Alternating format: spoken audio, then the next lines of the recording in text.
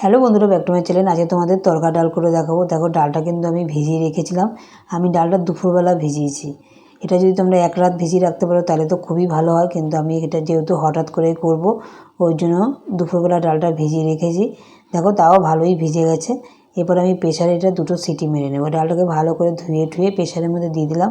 দিয়ে আমি এখানে 1 গ্লাসের মতো জল দিয়ে দিয়েছি। দিয়ে ভালো করে এবার দুটো সিটি মেরে নেব। দুটো সিটি দিলেই কিন্তু ডালটা ভালোভাবেই সিদ্ধ হয়ে যাবে, এর বেশি দেওয়ার কোনো দরকার নেই। ডালটা আমি সিটি মেরে রেখে দিলাম। এরপর আমি গ্যাসে দেখো কড়াই বসিয়ে দিয়েছি, গ্যাসটা জ্বালিয়ে দিলাম। এরপর আমি এখানে সাদা তেল দিয়ে দেবো।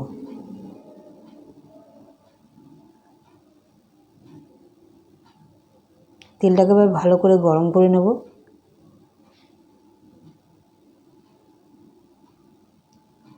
এবার আমি যে পেঁয়াজটা কুচি করে কেটে রেখেছিলাম, পেঁয়াজটা একটু ভেজে নেব, লাল করে একটু ভেজে নেব।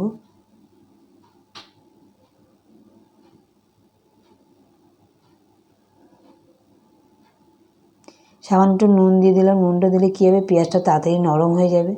তার জন্য একটু নুন দিয়ে পেঁয়াজটাকে এবার তাড়াতাড়ি করে লাল করে ভেজে নেব। নুনটা দেওয়াতে কী হবে, তাড়াতাড়ি পেঁয়াজটা ভাজা হয়ে যাবে।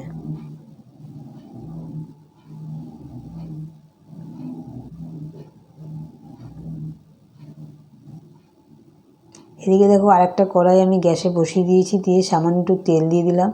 দিয়ে আমি ডিমের ভুজিটা তৈরি করে নেব। দুটো ডিম ফাটিয়ে নিয়েছি, দিয়ে কড়াইতে আমি দিয়ে দিলাম। সামান্য একটু নুন দিয়ে দেবো ভুজিটার মধ্যে। ডিমের ভুজিটার মধ্যে এবার ভালো করে ডিমের ভুজিটা তৈরি করে নেব। এইভাবে নাড়াচাড়া করতে করতে দেখো ডিমের ভুজিটা কিন্তু একদম তৈরি হয়ে গেল।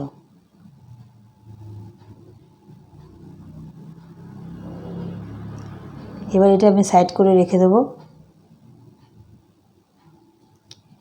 ওইদিকে দেখো, আমার পেঁয়াজটা কিন্তু ভালোভাবে লাল হয়ে ভাজা হয়ে গেছে। এদিকে আমি আদা রসুন পেস্ট আর টমেটো পেস্টটা দিয়ে দিয়েছি। এটা তোমাদের দেখানো হয়নি, তোমরাও আদা রসুন পেস্ট আর টমেটো পেস্টটা দিয়ে দেবে। দিয়ে ভালো করে আগে একটু কষিয়ে নেবে। এরপর আমি এখানে এক এক করে মশলা অ্যাড করব। কাশ্মীর লঙ্কার গুঁড়ো দিয়ে দিলাম 1 চামচ, হলুদের গুঁড়ো দিয়ে দিলাম 1 চামচ, ঝাল লঙ্কার গুঁড়োটা দিয়ে দিলাম 1 চামচ। তোমরা ঝালটা তোমাদের পছন্দ মতো দেবে।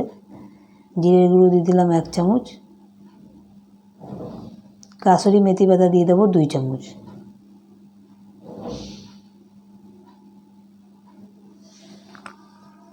এরপরে ভালো করে মশলাটাকে কষিয়ে নেব। সামান্য একটু জল দিয়ে দিলাম যাতে মশলাটা পুড়ে না যায়।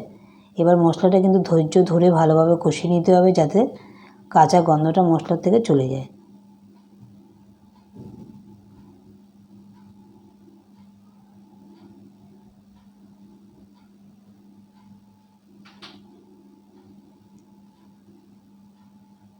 দেখো, তেলটা কিন্তু সাইড দিয়ে ছাড়তে শুরু করেছে।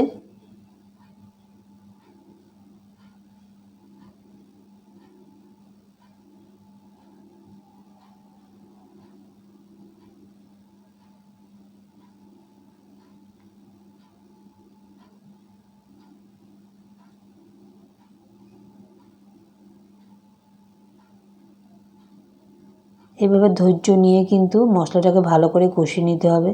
যতক্ষণ না তেলটা ছাড়বে ততক্ষণভাবে কষিয়ে নিতে হবে। দেখো, তেলটা কিন্তু আমার সাইড দিয়ে ছাড়ছে। এরপর আমি সামান্য একটু মিষ্টি দিয়ে দেবো। মিষ্টিটা দিয়েও আবার ভালো করে একটু কষিয়ে নেব।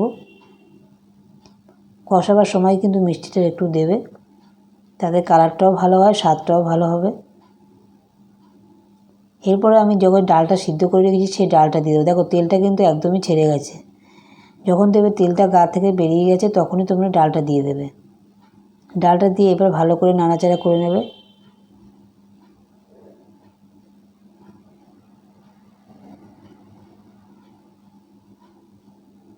এই ডালটা দিয়ে কিন্তু লুচি, পরোটা, রুটি, গরম গরম রুটি খেতে কিন্তু খুব দারুণ লাগে। এটা দোকানে কিনে আনতে হবে না, ঘরেই তৈরি করে নিতে পারবে। দেখো, এই ডালে এই ডিমের ভুজিটা আমি দিয়ে দিলাম। দিয়ে এবার ভালো করে এবার একটু নাড়াচাড়া করে নিতে হবে।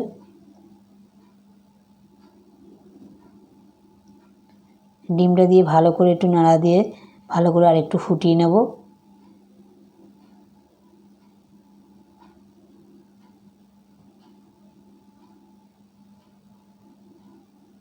একবার হলো ওই ডালটা বাড়িতে ট্রাই করবে। এই বাড়ির গরম গরম এই তরকার ডালটা দিয়ে রুটি, পরোটা, রুটি সব কিছু দিয়েই খেতে খুব ভালো লাগে।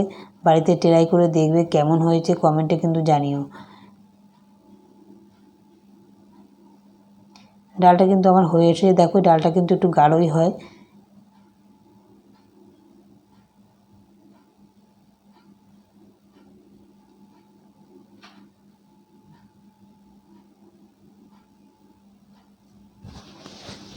এবারে আমি নামিয়ে ফেলবো। আমার রান্নাটা কিন্তু একদমই কমপ্লিট হয়ে গেছে। এরপর আমি গ্যাসটা বন্ধ করে দেবো। দেখো গ্যাস বন্ধ করে দিয়েছি। দেখো ডালটা কিন্তু একদম কমপ্লিট। ভিডিওটা কেমন লেগেছে কমেন্টে জানিও। ভালো লাগলে একটা লাইক, শেয়ার, কমেন্ট করো, সাবস্ক্রাইব করো, পাশে থাকা বেল আইকনটা বাজিয়ে দিও। এরকম নিত্য নতুন ভিডিও সবার আগে তোমাদের কাছে পৌঁছে যাবে। তোমরা সুস্থ থেকো, ভালো থেকো। আর আমার চ্যানেলে যদি নতুন বন্ধু হয়ে থাকো অবশ্যই এটা সাবস্ক্রাইব করে দিয়ে পাশে থাকা বেল আইকনটা বাজিয়ে দিও।